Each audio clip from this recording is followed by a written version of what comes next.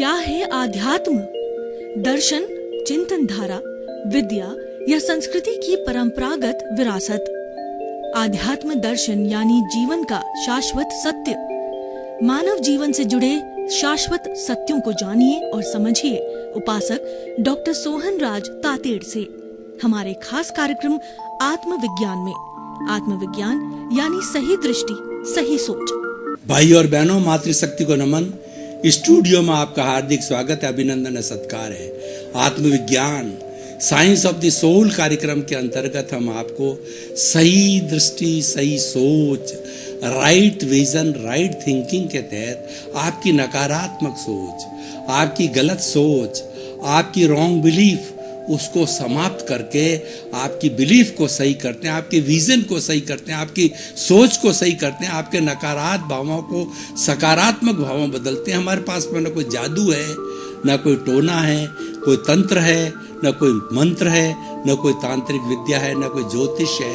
हमारे पास सिर्फ एक ही फॉर्मूला है कि नकारात्मक भावों को सकारात्मक भावों में बदलना।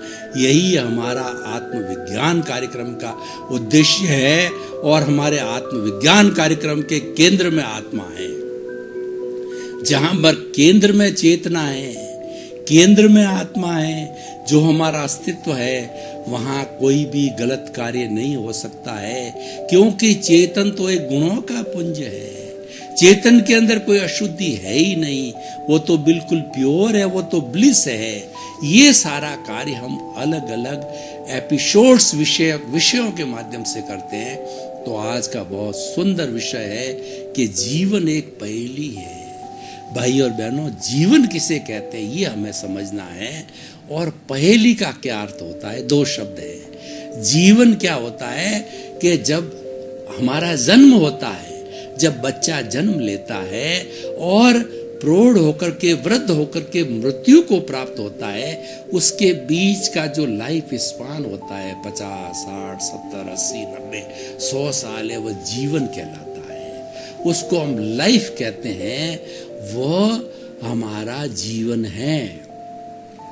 जीवन एक पहेली है। पहेली का अर्थ होता है कि उसको कैसे मोड़ा जाए,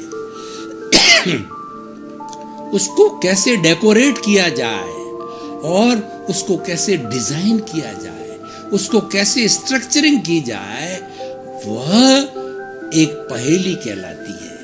तो कहने का मतलब यह है कि you are the builder of your future, you are the builder of your fate. तो जीवन को अच्छा बनाना जो है वो आपके ऊपर निर्भर करता है। हम आपको दिशा दे सकते हैं, हम आपको सूत्र दे सकते हैं और उस पहेली को बुझा सकते हैं। हमारा जीवन जिसको कि एक क्या समाधान है उसका, हम एक आपको परमानेंट समाधान दे सकते हैं, लेकिन उस परमानेंट समाधान के रास्ते पर चलना वो तो आपका कार्य है। क्योंकि ऐसा कहा जाता है, अपने मरे बिना स्वर्ग नहीं मिलता है। मुझे अगर स्वर्ग में जाना है तो पहले मरना पड़ेगा, मरने पर ही स्वर्ग मिलता है। तो इसीलिए क्या है, आप अगर अपना सुधार करना चाहते हो, वो आपको ही करना पड़ेगा। दूसरा तो आपको रास्ता बता सकता है, रास्ते पर आपको चलना होगा। भगवान महावीर ने कहा है, अपना सच में से जा मैं तिंग भुए सुकप्पे, कि तुम स्वयं सत्य खोजो। तुम मेरे को खाली मानते रहोगे भगवान है भगवान है, उससे तुम निर्वाण की स्थिति, मुक्ति की अवस्था को, बंधन से छुटकारा नहीं हो सकता है। आपको बंधन से छुटकारा पाने के लिए जो मैंने रास्ता लिया है उसको जान के उस पर चलना पड़ेगा और आप भी मुक्ति को जाते हैं। भगवान महावीर कहते हैं, हर प्राणी मुक्ति को जा सकता है, शाश्वत सुख को प्राप्त कर सकता है। तो हमें चलना पड़ेगा, हमें उस पहेली को बुझाना पड़ेगा। और उसको हमें बुझाने के लिए कुदरत का कानून, कुदरत की रचना को देखना पड़ेगा, समझना पड़ेगा। इनको हम समझेंगे तो हमें शाश्वत सत्य की प्राप्ति होगी, हमें सनातन सुख की प्राप्ति होगी, हमें ब्लिस की प्राप्ति होगी, हमें अपने अस्तित्व की प्राप्ति होगी, हमें यूनिवर्सल ट्रुथ की प्राप्ति होगी, सार्वभौम सत्य की प्राप्ति होगी। पर उस रास्ते पर हमको चलना पड़ेगा, तभी हमारा जीवन है एक पहेली नहीं बनकर के एक समाधान बनेगा।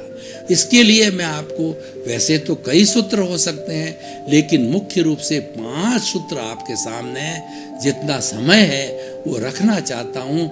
और मैं बड़े आत्मस्वाभिमान से, बड़े आत्मविश्वास से कह सकता हूँ, अगर इन 5 सूत्रों का, बड़े सरल सूत्र है, व्यवहारिक सूत्र है, उनका पालन करते हो तो आप स्वयं को सुखी रख सकते हो और परिवार को सुखी रख सकते हो, देश और विश्व के लिए एक अच्छे इंसान बन सकते हो। और आप धीरे धीरे अगर निश्चय जगत में चले जाते हो, व्यवहार जगत को निभाते निभाते निश्चय जगत को शुद्ध कर लेते हो, तो आपको मुक्ति, सर्व सुखों से, सर्व दुखों से मुक्ति मिल सकती है। आपको परमानेंट सुख, ब्लिस की प्राप्ति हो सकती है, क्योंकि जो हमारा अस्तित्व है, हमारी जो शुद्ध आत्मा जो हमारे भीतर विराजमान है, जो मैं बुला रही है, जो ये मैं बोल रहा हूँ, वो आत्मा के जरिए बोल रहा हूँ, उसकी हाजिरी है तो मैं बोल पाता हूँ, नहीं तो राम नाम सत्य तो मुर्दा है। व्यक्ति मुर्दा होने के बाद उसको जला दिया जाता है, उसका अस्तित्व तभी है जबकि उसमें चेतना है, जबकि उसके अंदर आत्मा है।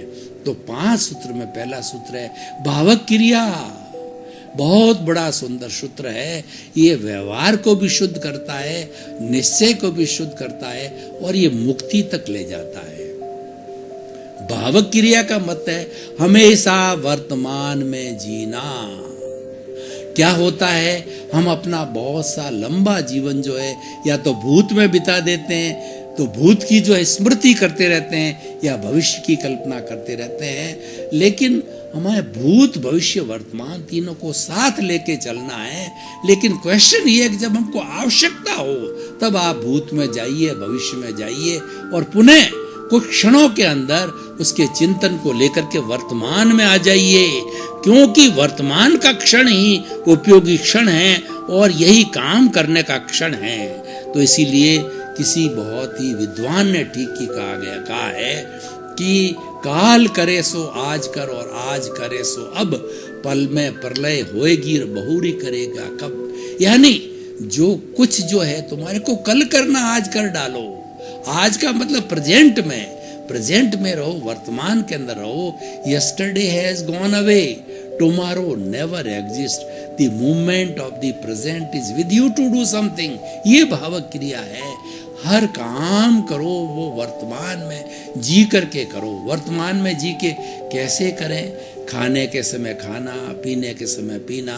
हमारा ध्यान, हमारा भाव, हमारा चिंतन खाने के समय में खाने में, पीने के समय पीने में, खेलने के समय खेलने में, प्रवचन देते समय ध्यान उसमें रहना। जो एक्टिविटीज आप कर रहे हो मन से, वचन से, काया से, उसमें ही रहो, उसमें ही प्रेजेंट रहो, उसमें ही दद्ध चित्त रहो और उसमें ही खोए हुए रहो। जैसे आप मॉर्निंग वॉक कर रहे हैं तो आप मॉर्निंग वॉक करते करते अगर आपका ध्यान जो है वॉक के अंदर ही है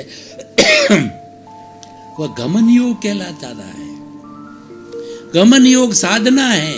जो व्यक्ति वर्तमान में जीता बहुत बड़ा साधक है। भगवान महावीर की 12.5 वर्ष की तपस्या, दीक्षा लेने के बाद में केवल ज्ञान होने तक वर्तमान में जीने की वह जो तपस्या थी, ये बहुत बड़ा तप था। वर्तमान में रहना एक बहुत बड़ा तप है। जो व्यक्ति वर्तमान में रहता है वह राग द्वेष से मुक्त होता है, क्योंकि ये राग द्वेष, प्रियता अप्रियता, लाइक डिसलाइक और अच्छा बुरा, ये कब पैदा होता है? जब हम इधर उधर भटकते हैं। अगर हम कंसंट्रेशन के साथ जो कार्य कर रहे हैं उसी में विलीन रहते हैं तो राग द्वेष हमारे पास में कभी भी नहीं फटक सकता है। तो इसलिए भाई और बहनों, समय की आवश्यकता के अनुसार पांचों सूत्र को पूरा करना है। अगर और समय मिलेगा तो इसको खोल के और बताया जाएगा। तो हमेशा वर्तमान में जिएं, जो कार्य करें उसी में दद्ध चित्त हो जावें, उसी में खोए रहें। दूसरी है भाव क्रिया प्रतिक्रिया विरति। सारा संसार प्रतिक्रिया पर आधारित है। एक ने एक शब्द बोला, दूसरे ने दो बोल दिए, फिर वापस पहले वाले ने चार कह दिए, नेले पे देला मार दिया, टिट बिट चलती रही। बात ही बात के अंदर महाभारत बन गई और लड़ाई हो गया, झगड़ा हो गया, घूसा हो गया, पुलिस आ गई, कोर्ट केस हो गया और ना मालूम क्या क्या हो सकता है। व्यक्ति से मर्डर भी हो सकता है। प्रतिक्रिया बहुत बुरी है। इसीलिए हमेशा करना क्या है, अगर कोई व्यक्ति क्रोध में है, आपको गाली दे रहा है, आपको अपशब्द बोल रहा है, तो क्रोध तो एक अग्नि है, वो तो चंडाल बन गया है। वो चंडाल के साथ आप बात करोगे तो आप भी चंडाल हो जाओगे। आप मौन हो जाओ। आप उस वक्त में कोई प्रतिक्रिया मत करो। प्रतिक्रिया विरति का अर्थ होता है उस वक्त के अंदर उसको कोई जवाब न दो, उसको समझाना है। उसका चंडाल, उसका क्रोध जब शांत हो जावे तब समझाओ उसको कि भाई इतना क्रोध करने से तुम्हारे हार्ट फेल हो सकता है और तुम्हारे रसायन सब बदल गए, तुम्हारे भीतर जहर पैदा हो गया, तुम्हारा ब्लड जो है वह जहर के रूप में परिवर्तित हो गया। नुकसान ही नुकसान है। क्रोध तो एक अग्नि, एक दावानल है। दावानल होता है जब जो है पूरे वन में लग जाता है, पूरे वन को एक चिंगारी भस्म कर देती है। तो मनुष्य को जो है ये प्रतिक्रिया के ऊपर जो क्रोध आता है वो उसके पूरे जीवन को समाप्त करता है।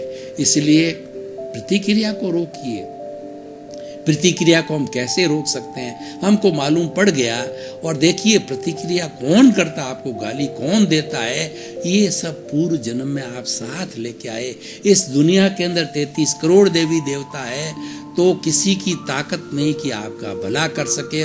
और ऐसा कोई पावरफुल देवता नहीं है जो कि आपका बुरा कर सके, भला कर सके। भला और बुरा आपके पूर्वकृत कर्मों के अनुसार ही होता है। ये तो एक सैद्धांतिक बात, एक दार्शनिक बात है। लेकिन सामने आ गया निमित्त गाली देने, ये बात अलग है कि आपने पूर्व जन्म में गाली दी, उसका ये भुगतान हो रहा है। तो हम उसको अगर पॉजिटिव लेते हैं तो हम अपने आप चुप रहेंगे कि इसकी क्या ताकत है मुझे गाली देने की, मेरे तिरस्कार करने की, मेरे को अपशब्द बोलने की। ये कर रहा है, इसका मतलब मैंने इसको बुलाया है, मैं इसके साथ कर चुका हूँ। ये तो निमित्त है, कुदरत ने उसको निमित्त के रूप के अंदर भेजा है। ये कुदरत के ताबे है, तो इसीलिए कुदरत के कानून से चल रहा है। और ये जो कुदरती रचना के तहत चल रहा है, तब तो आप प्रतिक्रिया करेंगे नहीं। और इतनी गहरी समझ नहीं हो तो आप मौन कर लीजिए, आप मुंह में पानी भर दीजिए। और इतना भी नहीं हो पाता है, जहाँ प्रतिक्रिया होती है उस स्थान को छोड़ दीजिए। द्रव्य, क्षेत्र, काल और भाव।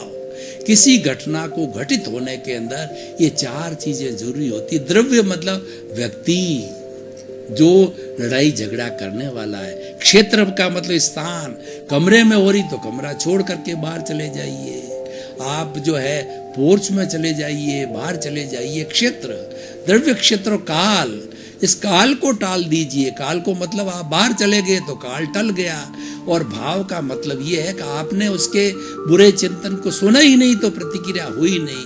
तो सारी दुनिया प्रतिक्रिया भी, लड़ाई झगड़े और जितने हमारे ग्रह युद्ध और जितने हमारे विश्व युद्ध हो रहे हैं, उन सब का कारण प्रतिक्रिया है। कि कोई भी पावरफुल देश होता है और पावरफुल नेता होता है, जिसके अंदर पावर होती है, उसके दिमाग के अंदर कोई बात जो है जम जाती है उसके पावर का दुरुपयोग करने के लिए, तो वह प्रतिक्रिया करता है और प्रतिक्रिया के आधार पर विश्व युद्ध को खड़ा कर देता है। तो कहने का अर्थ ये, प्रतिक्रिया को छोड़िए। प्रतिक्रिया किसी भी रूप के अंदर काम की नहीं। प्रतिक्रिया काम की कब है? अगले को सुनने का मादा होना चाहिए। अगला जब शांत होता है तब आप उस प्रतिक्रिया का जवाब दो। ये जो है एक समीक्षा का दृष्टिकोण है, ये सुधार का दृष्टिकोण है। व्यक्ति प्रतिक्रिया कर रहा है और क्रोध में है, उस वक्त तो केवल आप क्रोध की अग्नि को, उस क्रोध की अग्नि के अंदर घी डालने का काम करोगे, उसको छोड़िए। प्रतिक्रिया विरति अलग, ये प्रतिक्रिया विरति एक समीक्षा है, प्रतिक्रिया विरति एक शिक्षा है, ये सुझाव है। ये अलग समय में करना चाहिए जब सामने वाला शांत हो। तो पहला भावक क्रिया, दूसरा प्रतिक्रिया व्यक्ति, तीसरा मैत्री, प्राणी मात्र के प्रति मैत्री रखो। हर वक्त ये चिंतन करो, सर्वे भवन्तु सुखिनः सर्वे भवन्तु निरामया।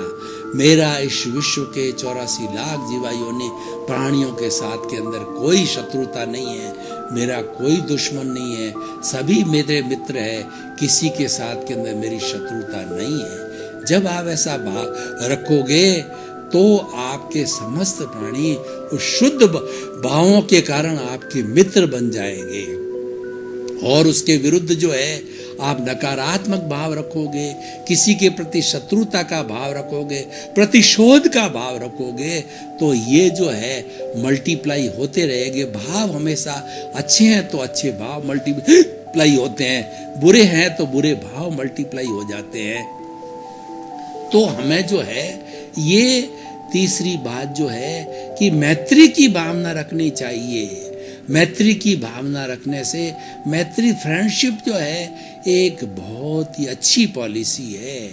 हम सबको मित्रवत समझते हैं, तो इसका मतलब ये हुआ कि हम आत्मतुला के सिद्धांत पर चलते हैं। मैत्री और आत्मतुला का सिद्धांत एक ही है।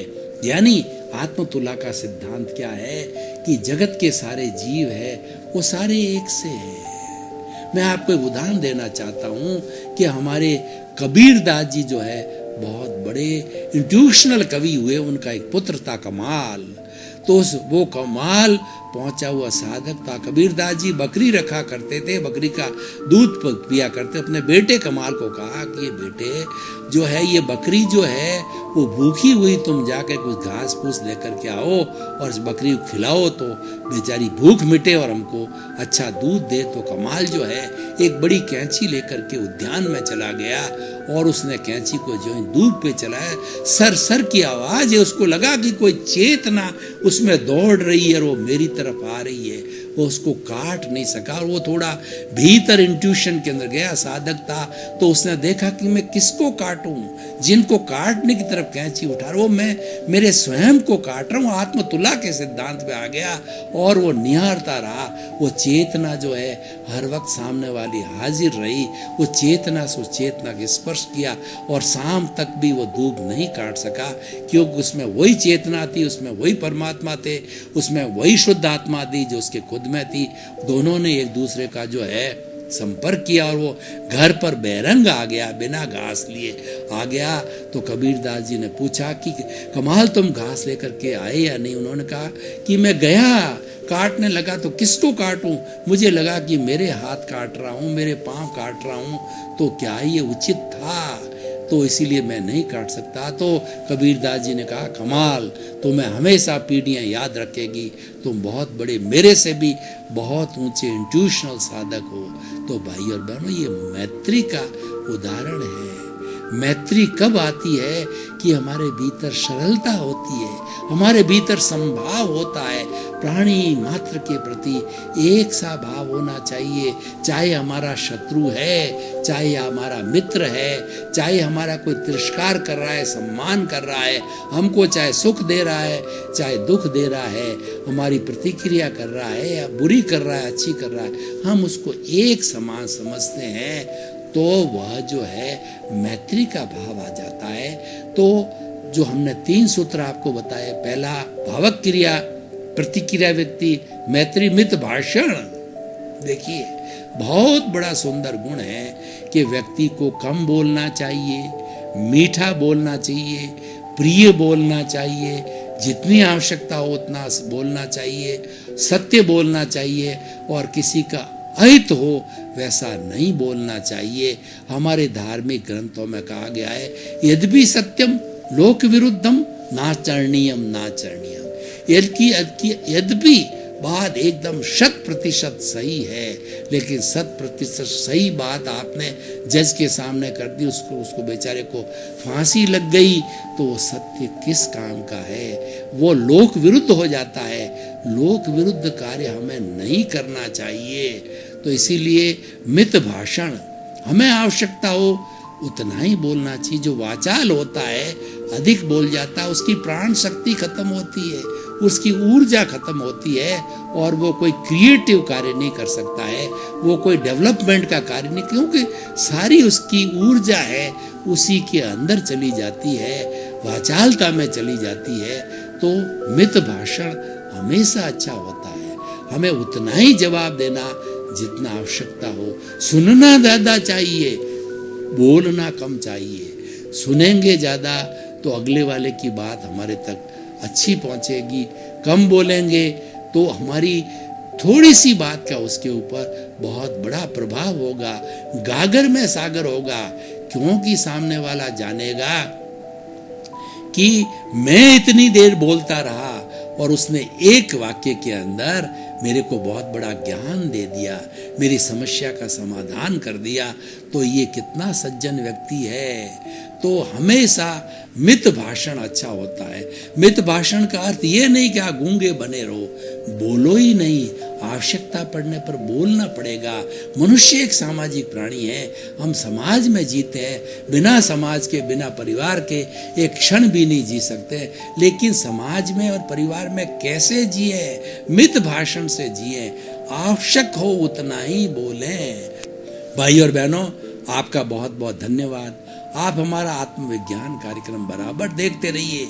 आत्मविज्ञान कार्यक्रम एक अंतर शुद्धि का कार्यक्रम है, व्यवहार और निश्चय जगत को अच्छा बनाने का कार्यक्रम है, कुल मिलाकर के एक अच्छा इंसान बनाने का उपक्रम है। सुधरे व्यक्ति समाज व्यक्ति से राष्ट्र स्वयं सुधरेगा। आप आत्मविज्ञान देखिए और अपने जीवन को अच्छा बनाइए। अच्छे अच्छे सूत्र लीजिए, नकारात्मक भावों को सकारात्मक भावों में बदलिए। हमारा उद्देश्य सर्वे भवन्तु सुखिनः सर्वे भवन्तु निरामया। इसी क्रम में आपका जीवन आनंदमय हो, मंगलमय हो, सुखमय हो, और खूब आप शतायु होकर परोपकार करते करते अपने जीवन का उद्धार करें। आपके प्रति मंगल भाव। क्या है आध्यात्म? दर्शन, चिंतन धारा, विद्या या संस्कृति की परंपरागत विरासत। आध्यात्म दर्शन यानी जीवन का शाश्वत सत्य। मानव जीवन से जुड़े शाश्वत सत्यों को जानिए और समझिए उपासक डॉक्टर सोहन राज तातेड़ से हमारे खास कार्यक्रम आत्मविज्ञान में। आत्मविज्ञान यानी सही दृष्टि, सही सोच।